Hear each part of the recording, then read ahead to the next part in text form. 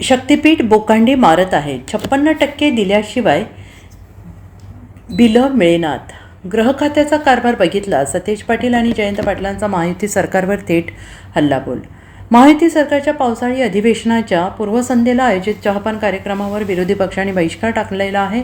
ज्यांना जनतेचा कारभार नीट सांभाळता येत नाही त्यांच्यासोबत चहा पिणे योग्य नाही अशी घणाघाती टीका करत महाविकास आघाडीच्या नेत्यांनी सरकारला धारेवर धरलेलं आहे. काँग्रेसचे विधान परिषदेतील गटनेते आमदार सतेज पाटील आणि राष्ट्रवादी काँग्रेसचे शरदचंद्र पवार पक्ष ज्येष्ठ नेते जयंत पाटील यांनी पत्रकार परिषदेत राज्यातील कोलमडलेली अर्थव्यवस्था, कायदा सुव्यवस्था, वाढता भ्रष्टाचार आणि अंमली पदार्थांचे जाळे यावरून हल्लाबोल केला आहे. 13 कोटी जनतेला अपेक्षित असलेले प्रश्न आम्ही सभागृहात मांडणारच असा इशारा दोन्ही पाटलांनी दिलेला आहे. सतेज पाटील यांनी म्हटलंय की राज्यात सध्या 56% दिल्याशिवाय कोणतेही बिल निघत नाही अशी परिस्थिती आहे. नुकतीच कोल्हापुरात कंत्राटदारांची एक मोठी सभा झाली आणि त्यामध्ये कंत्राटदारांनी आपली व्यथा मांडली आहे. जयंत पाटील यांनी त्याला दुजोरा देत सांगितले की सरकारने कंत्राटदारांचे लाखभर कोटी रुपयांचे बिल थकवून ठेवलेलं आहे. केंद्र सरकारकडून राज्याच्या बजेटमध्ये कपात करण्यात आल्यामुळे राज्याची अर्थव्यवस्था पूर्णपणे कोलमडलेली असून आज राज्यातील प्रत्येक नागरिकावर कर्जाचा डोंगर वाढलेला आहे असा आरोप त्यांनी केला आहे. तसेच नवी मुंबई आंतरराष्ट्रीय विमानतळाच्या इमारतीमधील पाण्याच्या गळतीचा लिकेज संदर्भ देत पायाभूत सुविधांच्या कामांमधील निकृष्ट दर्जा आणि भ्रष्टाचार आता उघड झाला असल्याचं त्यांनी म्हटलं आहे. आज राज्यातली अवस्था आणि राज्याची परिस्थिती महायुतीच्या 3 भावकीचा वाद एवढा चालू आहे की वाटणी कुणाला मिळणार याच्यावर वाद चालू आहे. 13 कोटी जनतेचा यांना पडलेली नाही अशी अवस्था या राज्याची झालेली आहे.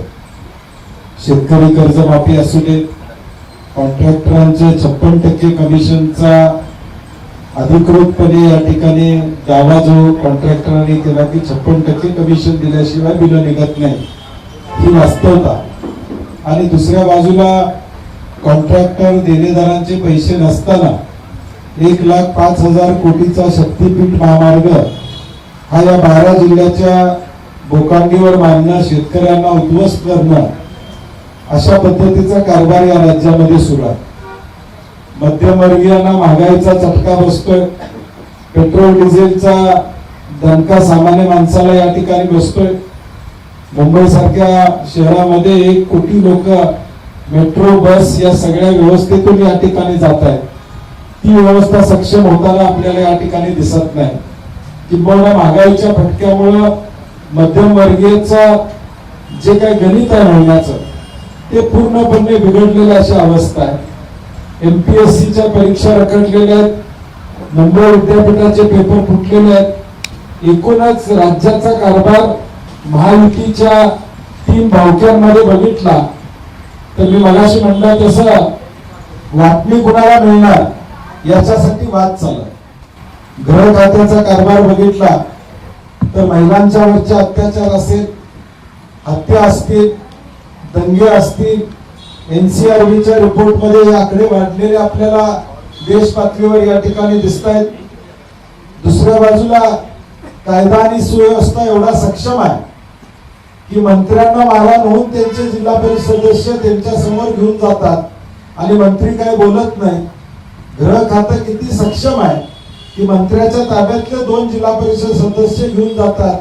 हा कायदा आणि सुव्यवस्थेचं उदाहरण ह्याच्यापेक्षा महाराष्ट्रामध्ये कुठलेही मोठे या ठिकाणी असणार. Bureau report SBN Marathi.